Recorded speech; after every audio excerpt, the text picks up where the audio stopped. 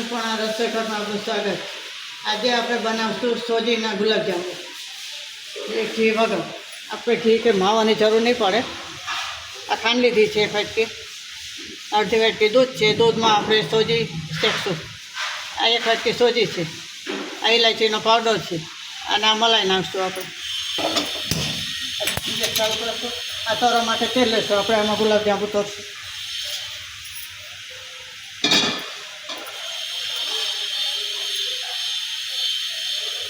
ચમચી એક ઘી નાખશું. આમાં બહુ જરૂર નથી પડે. સોજી નાખશે આપણે. માવાનું દૂધ મલાઈને દૂધ આવશે.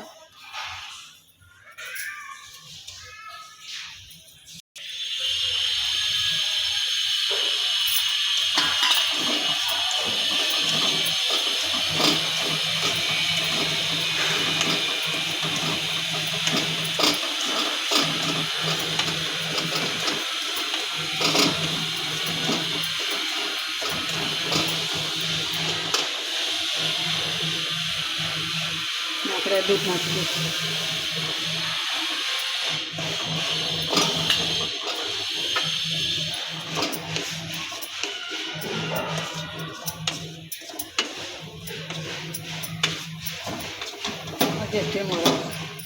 આ મલાઈ નાખશું આપણે.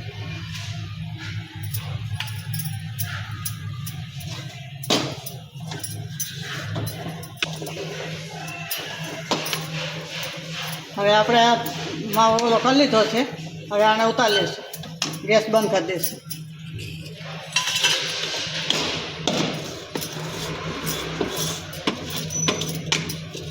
આ દૂધમાં મલાઈ હોય 1-2 ચમચી, તેમાં જ આપણે શેકી લેવાનું.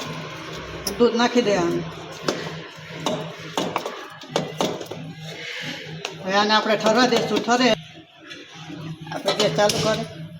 આ ઠરે ત્યાં આપણે તેલ મૂકીશું. આને કર આપણે ચાણી મેળ દઈશું. આ વાટકી ખાંડ છે તો આપણે 1 વાટકી પાણી નાખીશું. આમાં પાણી 1 વાટકી, ખાંડ છે 2 વાટકી પાણી નાખીશું.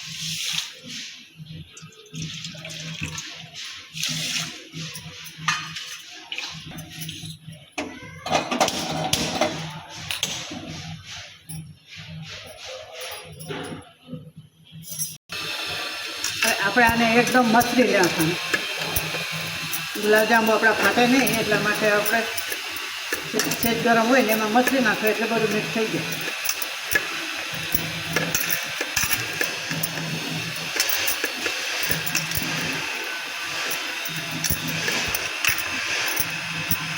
સોજી ઝીણી લેવાની, જાડી નહીં ને ઘડીકમાં પછી ઓલે થાય નહીં.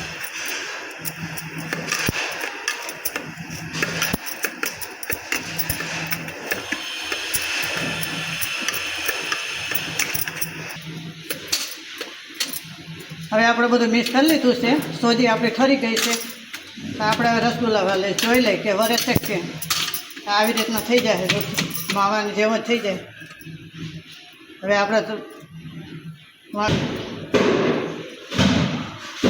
આ ગુલાબજાંબુ જોઈ લઈએ વરે છે ને.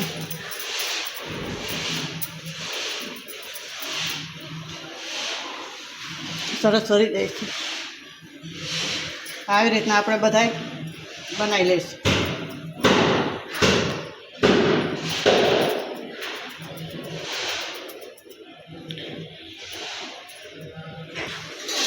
હવે આપણે ગુલાબજાંબુ જોઈ લઈએ. તેલ થઈ ગયું. આ આપણે જોઈ લઈએ. આ થઈ ગયું છે. આપણે બધા ગુલાબજાંબુ નાખી દઈશું.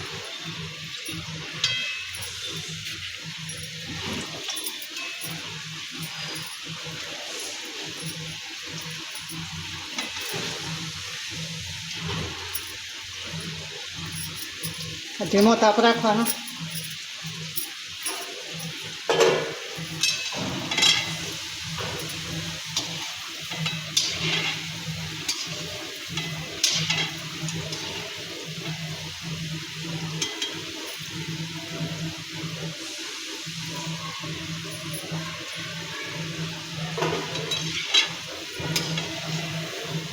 આપણે ફાટતા નથી. સરસ થઈ ગયા છે.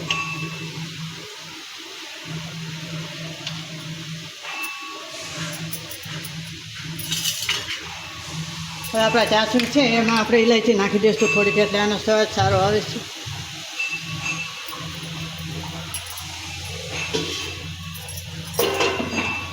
હવે આપણે ગેસ બંધ કરી દીધો છે. ગુલાબજાંબુ તરાય એટલે ચાસણી નાખી દેવાના.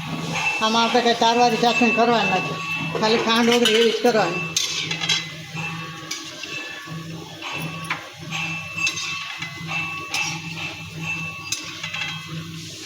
આપણા ગુલાબજાંબુ તૈયાર છે. તો હવે આપણે આને ગરમ ગરમ જ ચાસણીમાં નાખી દઈશું. ગેસ બંધ કરી દઈશું અને હવે આપણે ચાસણીમાં નાખી દઈશું જે આપણે કરી છે.